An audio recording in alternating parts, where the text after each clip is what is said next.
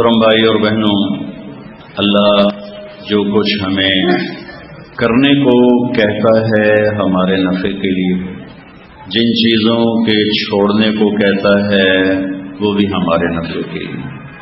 لن تبلغوا نفعی فتنفعونی ولن تبلغوا ضری فتضرونی۔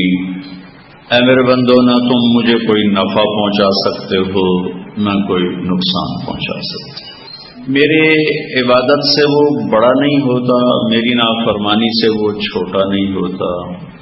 اللہ تعالیٰ حدیث قدسی میں فرماتے ہیں، لو ان اولکم وآخرکم وانسکم وجنکم وحیکم ومیتکم ورطبکم ویابسکم وصغیرکم وکبیرکم وذکرکم وانثاکم۔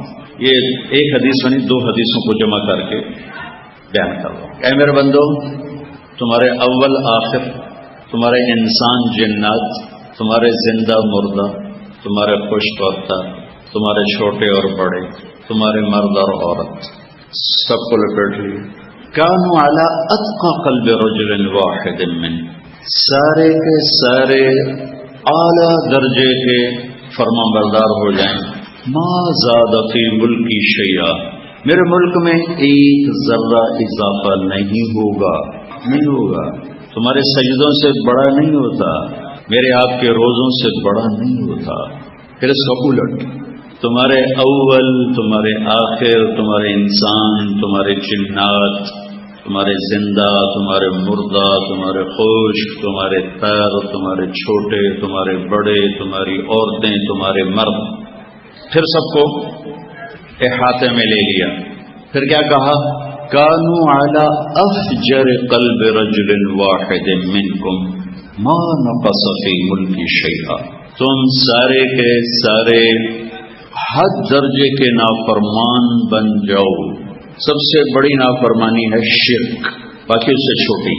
تو تم پوری کائنات کا ہر آنکھ جھپکنے والا مشرک ہو جائے، بتوں کا پجاری ہو جائے، اور پھر اس کے ساتھ سارے گناہ اکٹھے ہو جائیں، ما نقص فی ملکی شیئا، تم سب کی نافرمانی تیرے رب کی بادشاہی میں ایک ذرے کے برابر کمی نہیں لا سکتی۔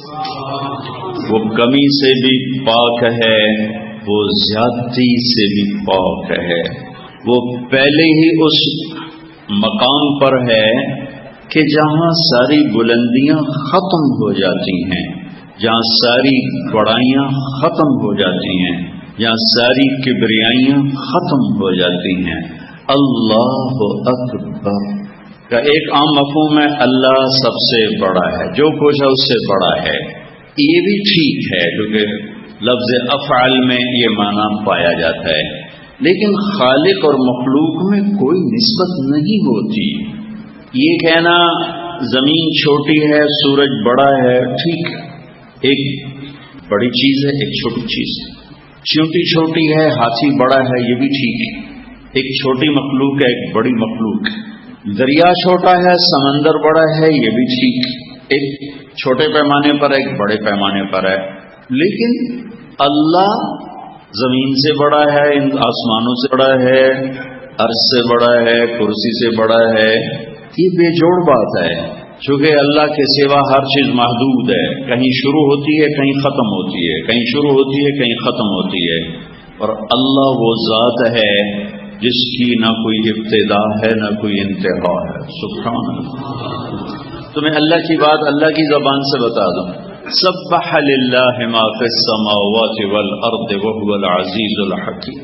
لاہور والے مجھے یاد کریں نہ کریں، کل کائنات تیرے رب کی تسبیح پڑھتی، اور سبح کے لفظ میں یہ معنی چھپا ہوا ہے کہ اس طرح پڑھ رہے ہیں کہ ایک لمحے کے لیے بھی چپ نہیں ہے۔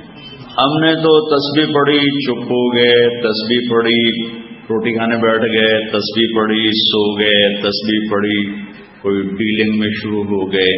لیکن میرا رب کہتا ہے یہ کل للہ ما فی السماوات والارض، کائنات میں جتنی چیزیں ہیں، ذرہ ذرہ، قطرہ قطرہ، چپا چپا، ریت کا ذرہ، پہاڑ کا ڈھیلا، پتھر زمین کا ڈھیلا، جنگل کی گھاس، گھاس کا پتا، پتے کی نوک، پتے میں چلنے والا پانی، اس پانی کا قطرہ، کائنات کے درخت، درختوں کے پتے، پتوں کی رگیں، رگوں میں چلنے والے پانی کے مولیکیولز، اور اس پر لگنے والے پھول، پھول کی پتیاں، پتیوں کی مہک، اور اس پر گھومنے والا بھمرا اور تتلی، اور رس چوسنے والی مکھی، شہد کی کل کائنات تیرے رب کو اس طرح یاد کرتی ہے کہ ایک لمحہ چپ نہیں۔ تیری 100-200 تصویر نالوں نے کیڑا فرق پڑنا ہے؟ میں 1000 دفعہ کہہ دی لا الہ الا اللہ، اس سے ساری کائنات لگی پئی۔ وَهُوَ الْعَزِيزُ الْحَكِيمُ، عزتوں والا، حکمتوں والا، لَهُ مُلْكُ السَّمَاوَاتِ وَالْأَرْضِ، زمین آسمان کا بادشاہ ہی اللہ ہے۔ زمین آسمان کی ملک، ایک ہوتا مالک، ایک ہوتا ملک۔ مالک کسی چیز کی، کسی چیز کا اونر، اور ملک بادشاہ۔ بادشاہ جی یہ کرتا میرا ہے، میں اس کا مالک ہوں۔ پاکستان کا صدر پورے پاکستان کا بادشاہ ہے، لیکن وہ میرے کرتے کا مالک نہیں، وہ یہ ہمارے گھروں کا مالک نہیں، ہماری پراپرٹیز کا مالک نہیں ہے۔ بادشاہ اور مالک، مالک انفرادی ملکیت کو بتاتا ہے، اور بادشاہ ملک اجتماعی ملکیت کو بتاتا ہے۔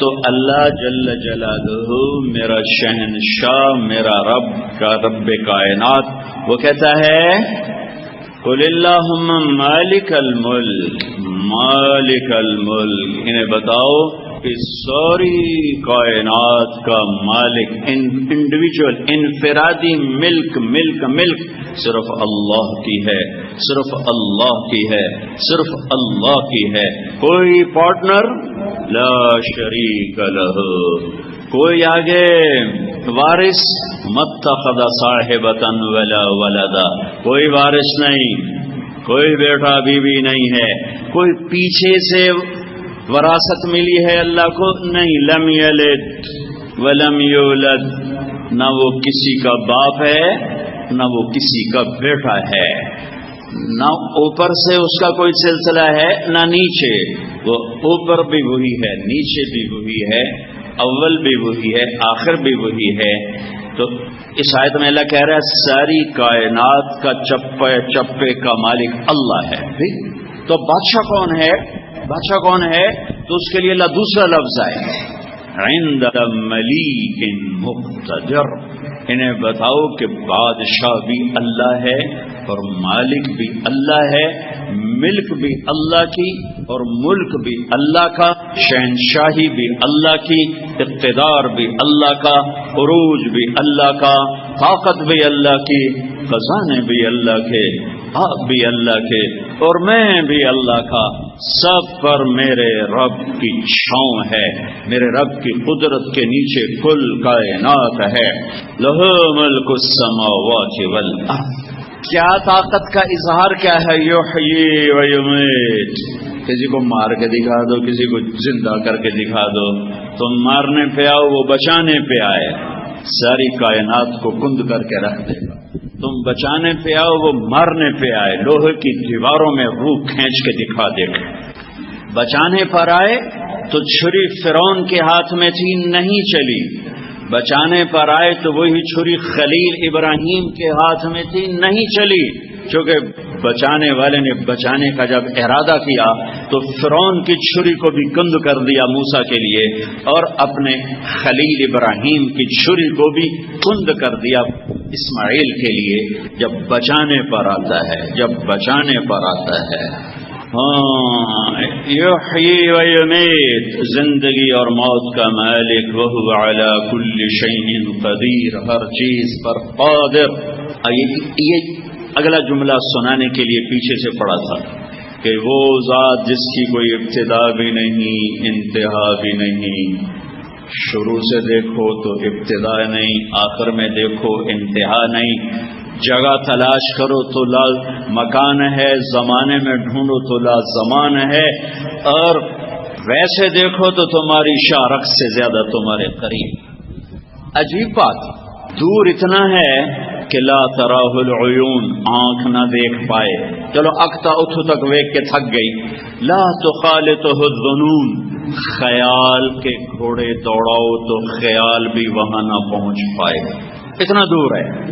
ایڈی دور ساڑھا کام کے میں بڑھنا ہے، جس وقت وہ دور ہے، دیکھو نا میں ان لوگوں کے قریب اور برآمدے والوں سے دور ہوں، اس کو بدلا نہیں جا سکتا، ان کے قریب ہونے کے لیے برآمدے میں جانا پڑے گا، پھر یہ دور ہو جائیں گے اور وہ قریب ہو جائیں گے۔ وہ شہنشاہ کیا کہہ رہا ہے، تم سے اتنا دور ہوں نہ آنکھ پہنچے نہ خیال پہنچے، اور جس وقت میں تم سے اتنا دور ہوں اسی وقت اسی پل میں تمہارے اتنا قریب ہوں کہ اقرب الیہ من حبل الورید، میں تمہاری شاہ رگ سے بھی زیادہ تمہارے قریب ہوں۔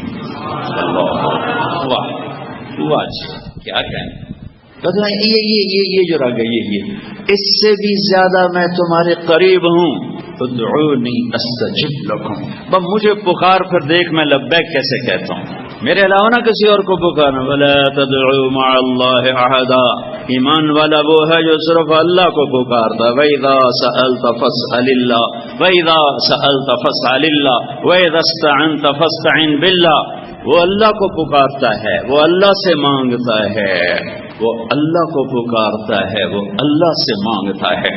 بلا کیا کہہ رہا ہے، هو الاول والآخر والظاہر والباطن وهو بكل شيء علیم، تیرا رب اول ابتدا نہیں، تیرا رب آخر انتہا نہیں، تیرا رب ظاہر بلند و بالا کوئی اس سے اوپر نہیں، وہ تیرا رب باطن چھپا ہوا اس سے کوئی چھپا ہوا نہیں ہے، وَهُوَ بِكُلِّ شَيْءٍ عَلِيمٍ، یہ شہنشاہ اعظم جسے نہ عرش کی ضرورت ہے نہ آسمانوں کی ضرورت ہے، جسے نہ جنت کی ضرورت ہے نہ جبریل کی ضرورت ہے، جو نہ نبیوں کا محتاج ہے نہ رسولوں کا محتاج ہے، جو نہ کائنات کا محتاج ہے نہ جگہ زمان و مکان کا محتاج ہے، میرے سجدے سے اس کو کیا فرق پڑے گا، یا میرے نہ کرنے سے کیا فرق پڑے گا، میرے روزہ رکھنے سے کیا ہوگا یا نہ رکھنے سے، اس کی بارگاہ میں کچھ نہیں، میرے لیے بہت کچھ ہو جائے گا کہ میرا رب جب کہتا ہے یہ کرو اس میں نفع چھپا دیے، جب کہتا ہے مت کرو تو اس کے کرنے میں نقصان چھپا دیے، جھوٹ مت بولو اس میں ہلاکت ہے، حرام مت کھاؤ اس میں ہلاکت ہے، شراب مت پیو اس میں ہلاکت ہے، زنا مت کرو اس میں ہلاکت ہے، کھوٹ ملاوٹ مت کرو اس میں ہلاکت ہے، سود میں مت پھنسو اس میں ہلاکت ہے، غیبت نہ کرو اس میں ہلاکت ہے، ماں باپ کی نافرمانی نہ کرو اس میں ہلاکت ہے، بھی بچوں سے بدتمیزی سے پیش نہ ہو اس میں ہلاکت ہے، اللہ کے سوا کس کے آگے ہاتھ نہ پھیلاؤ اس میں ہلاکت ہے، سجدہ صرف اللہ کو کرو اس کے علاوہ میں ہلاکت ہے، نماز نہ چھوڑنا اس میں ہلاکت ہے، روزہ نہ چھوڑنا تباہ ہو جاؤ گے، زکوٰۃ نہ چھوڑنا برباد ہو جاؤ گے، حج نہ چھوڑنا تباہ ہو جاؤ گے، جتنی چیزوں میں اللہ کہتا ہے یہ مت کر اس کے کرنے میں نقصان ہے، جتنی چیزوں میں کہتا ہے کر لے اس میں فائدے چھپائے ہوئے، میرا رب جو اس قدر غنی ہے کہ کسی کا محتاج نہیں، اس کے باوجود اپنے بندے کے فائدے کے لیے یہ کر لو یہ چھوڑ دو یہ کر لو یہ چھوڑ دو، اور ایک سبحان اللہ جو اتنا غنی ہو اس کو بھلا کس کی کیا پرواہ ہو سکتی ہے، لیکن وہ کہتا ہے یا ابن آدم انی لک محب فبحقی علیک کلی محبا، اے ابن آدم، مسلمان نہیں، متقی نہیں، روزے والا نہیں، حج والا نہیں، انسان آدم کی اولاد جس میں اس وقت 6 ارب تو غیر مسلم ہے، 1 ارب مسلمان ہے یا 1.25 یا 1.5، تو میرا اللہ کہتا ہے اے آدم کی اولاد میں تجھ سے پیار کرتا ہوں، اللہ اکبر، میں تجھ سے پیار کرتا ہوں، ہائے اگلی بات اس سے بھی عجب، فبحقی علیک کلی محبا، ارے تجھے میری ذات کی قسم تو بھی تو مجھ سے پیار کر، تو بھی تو مجھ سے پیار کر، اذکرک وتنسانی واستترک ولا تخشانی، میں تجھے یاد رکھتا ہوں تو مجھے بھول جاتا ہے۔ اور بھائیو ایک انسانی فطرت، کہنے والے کی قدر نہ ہو تو کہے کی قدر نہیں دل میں ہوتی، کہنے والا کون ہے؟ اگر اس کی دل میں عظمت ہوگی جھکتا چلا جائے گا، اگر اس کی عظمت نہیں ہوگی اکڑتا چلا جائے گا، کیونکہ اللہ کی عظمت سے دل خالی ہیں۔ 70% لوگ روزہ نہیں رکھ رہے، 90% لوگ نماز نہیں پڑھ رہے، 100 میں 100 جھوٹ بول رہا ہے، 100 میں 100 جھوٹ بول رہا ہے، 100 میں ایک سچا نہیں ہے، 1,00,000 میں ایک سچا نہیں ہے کہ کہنے والا کون ہے، اس کا اثر دل پر کوئی نہیں ہے۔ جب کہنے والے کا اثر ہوتا ہے تو کہے ہوئے کا اثر اپنے آپ چلا جاتا ہے۔ تو میرے اللہ نے کہا روزہ جن پر اثر تھا، جن پر اثر تھا، یمامہ کی جنگ ہو رہی ہے، یہ صدیقی دور میں، ابو بکر صدیق کے دور میں مرتدوں کے خلاف سب سے خوفناک جنگ لڑی گئی۔ مسیلمہ کذاب 1,00,000 کا لشکر اور صحابہ 12,000 اور قائد خالد بن ولید اور جھنڈا زید بن خطاب کے ہاتھ میں مکے والوں کا، ثابت بن قیس بن شماس کے ہاتھ میں مدینے والوں کا۔ پہلے حملے میں قریش مہاجرین کے قدم اکھڑ گئے اور زید بن خطاب شہید ہو گئے۔ جھنڈا اٹھایا سالم مولا حذیفہ رضی اللہ تعالیٰ عنہ، وہ بھی زخمی ہو کر گر گئے اور جھنڈا گر گیا۔ پھر جھنڈا اٹھایا حبیب رضی اللہ تعالیٰ عنہ، وہ بھی شہید ہو گئے۔ پھر مہاجرین اکھڑ گئے، میدان چھوڑ گئے، انصار ڈٹے ہوئے تھے، جمے ہوئے تھے۔ تو خالد بن ولید رضی اللہ تعالیٰ عنہ نے پکارا برا بن مالک آج میدان ہاتھ سے جا رہا ہے، وہ انصاری تھے، تو انہیں انصار کو اکٹھا کیا اور 5 آدمی، برا بن مالک، کعب بن عجرہ، ثابت بن قیس بن شماس، ابو دجانہ، عباد بن بشر، ان 5 آدمیوں نے 3,000 انصار کو لے کر 1,00,000 کے سامنے سیسا پلائی دیوار بنے اور آہستہ آہستہ آہستہ آہستہ ان کو دھکیلتے دھکیلتے دھکیلتے قلعے کے اندر دھکا دے دیا۔ ان میں ابو دجانہ شہید ہو گئے، عباد بن بشر شہید ہو گئے، ثابت بن قیس شہید ہو گئے، کعب بن عجرہ کا ہاتھ کٹ گیا اور برا بن مالک نے جا کے دروازہ کھولا۔ پر خالد بن ولید کو اتنے زخم لگے کہ 1 مہینہ بستر پر پڑے رہے، اتنے زخم لگے۔ یہ اتنی خوفناک جنگ تھی۔ جب تھوڑا سا پریشر کفار کا ریلیز ہوا اور ان کے قدم اکھڑنے لگے تو زخمیوں کے پیچھے صحابہ دوڑے، کوئی مر رہا ہے تو بچا لیں، کوئی پانی چاہتا ہے تو پانی پلا دیں، تو زخمیوں کے پیچھے بھاگ رہے ہیں۔ تو ایک صحابی سالم مولا حذیفہ کے پاس پہنچے، وہ جن کے ہاتھ میں جھنڈا تھا مہاجرین کے، تو ان کو ہلایا تو وہ ابھی زندہ تھا۔ انہوں نے آنکھ کھولی، کیا ہوا؟ کہ اللہ نے آنکھیں ٹھنڈی کی، فتح قریب ہے۔ ان کا اچھا پانی پیو گے؟ پانی پیو گے؟ کہنے لگے میرا روزہ ہے، میرا روزہ، یہ پانی میری ڈھال میں ڈال دے، ڈھال میں پانی ڈال دے، اگر میں افطاری تک زندہ رہا تو میں پی کے افطار کر لوں گا، اور اگر میں اس سے پہلے چلا گیا تو میں اللہ کے نبی کے دسترخوان پہ جا کے افطار کر لوں گا۔ فتح ہوئی تو دوڑ کے پیچھے آئے صحابہ دیکھنے، تو پیسے ہی چلے گئے تھے، افطار کے بغیر ہی چلے گئے تھے، اور یقیناً اللہ نے اپنے محبوب کے دسترخوان پہ انہیں افطار کروایا ہوگا۔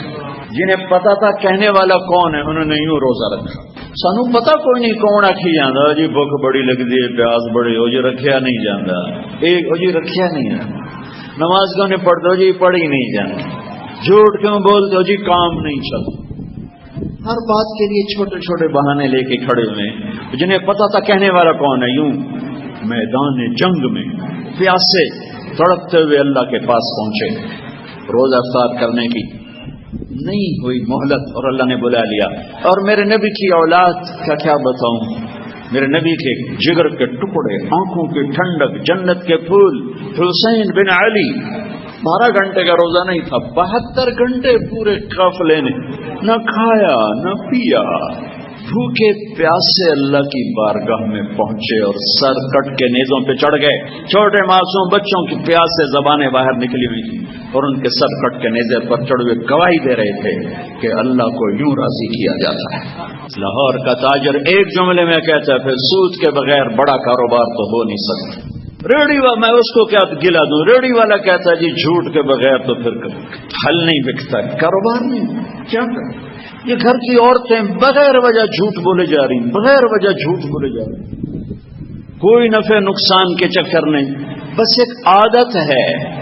اور میرے نبی کا فرمان سچ نجات دیتا ہے، جھوٹ ہلاک کرتا ہے۔ ہم ہیں اچھے بچے، ہم کو اللہ والا بننا ہے، پیارے مرشد کی صحبت میں مرشد جیسا بننا ہے، کرتے ہیں یہ عہد خدا سے جھوٹ نہ ہرگز بولیں گے، غیبت اور چغلی سے بچ کر ہی اب ہم لب کھولیں گے۔